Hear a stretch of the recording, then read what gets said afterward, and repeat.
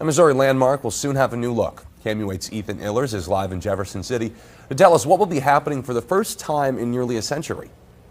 I'm live at the Missouri State Capitol, where in just a few short hours, the bronze statue that sits atop of the Capitol's dome, known as Ceres, will be removed for cleaning and conservation. And according to the Missouri Office of Administration, Ceres removal is part of the current Phase 2 of the Missouri State Capitol construction project, which began back in March.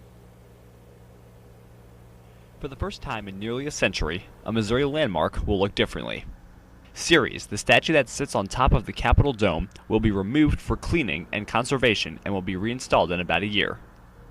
She will be removed by a 550-ton crane and taken to the Conservation of Sculpture and Object Studio.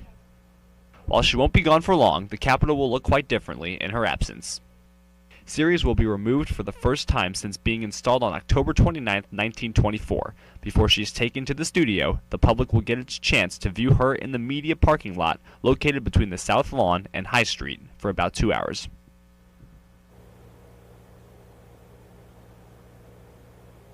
Ceres is expected to be taken down this morning, beginning at around 7:30 a.m. Reporting live in Jefferson City, Ethan Illers, KOMU 8 News.